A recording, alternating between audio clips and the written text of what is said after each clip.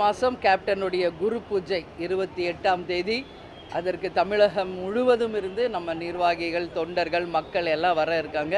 So அதற்கான ஆயத்த பணிகளை இப்போ நம்ம செய்து கொண்டிருக்கிறோம். உங்கள் எல்லாருக்குமே ஏற்கனவே நான் சொன்னது போல் உள்ளம் தேடி இல்லம் நாடி மற்றும் மக்களை தேடி மக்கள் தலைவர் ரத யாத்திரை மிக சிறப்பாக 3 கட்டமாக முடிச்சிருக்கிறோம். எல்லா இடத்துலையும் பூத் கமிட்டிகளை போட்டு BL2 ஃபார்ம் முடித்து தேமுதிக தேர்தலுக்கு தயாராக இருக்கிறோம்.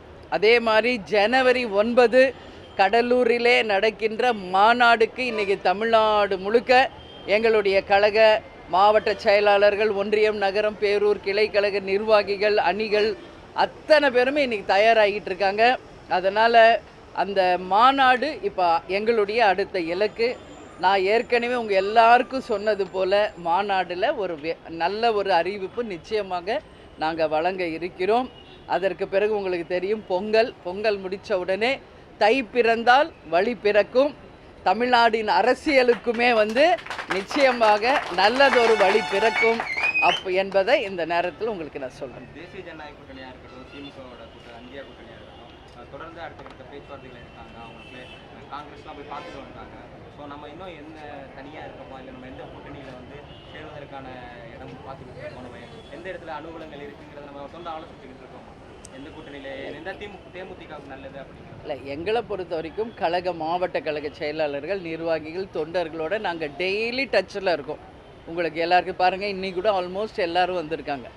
அதனால் எங்களுக்குள்ள அந்த டிஸ்கஷன் தேர்தலுக்கு நாங்கள் தயாராக இருக்கிறோம் என்பதை மட்டும் சொல்கிறேன். நீங்கள் சொல்கிறீங்க அவங்க எல்லோரும் பேசுகிறாங்கன்னு. ஏற்கனவே உங்களுக்கு சொன்னதான் நான் சொல்கிறேன். தேசிய முற்போக்கு திராவிட கழகத்தை பொறுத்த வரைக்கும் கேப்டன் இருந்த காலத்திலிருந்து தமிழ்நாட்டில் இருக்கும் கட்சிகளும் மத்தியில் இருக்கும் கட்சிகளும் தோழமை கட்சிகள் தான்.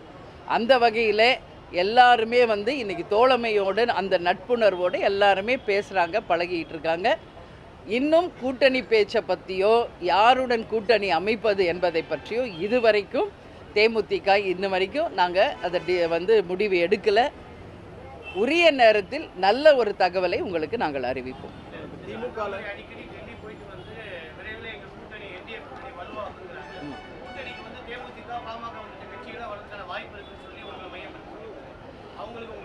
அதாங்க, நீங்கள் அவங்க டெல்லிக்கு போயிருக்காங்கன்னு சொல்கிறீங்க, அவங்க நிலைப்பாடு அவங்க சொல்கிறாங்க. நான் தான் ஒரே லைனில் சொல்லிட்டேன். எல்லா கட்சியும் எங்களோட தோழமை கட்சிகள் தான், அதில் எந்த மாற்று கருத்துமே இல்லை. இன்றைக்கி ஈவினிங் கூட நாங்கள் அண்ணன் AK மூர்த்தியோட சன்னோட ரிசப்ஷனுக்கு போகிறோம். அது வேறு. அவங்க எல்லாரும் இன்விடேஷன் கொடுத்தாங்க, நாங்கள் போகிறோம். அந்த மாதிரி இன்றைக்கி தமிழ்நாட்டில் மத்திய அரசில் எல்லாருமே தோழமை கட்சிகள். ஆனால் நீங்கள் சொல்கிற அந்த கூட்டணி என்ற அந்த தருணம் இன்னும் தேமுதிகவுக்கு நாங்கள் டைம் எடுத்திருக்கோம். அது மாநாடுக்குள்ளே நிச்சயம் நல்ல ஒரு முடிவு வரும். அதனால தான் நான் சொல்கிறேன், அந்த டைமில் உங்களுக்கு நாங்கள் அறிவிக்கிறோம். சரிங்களா?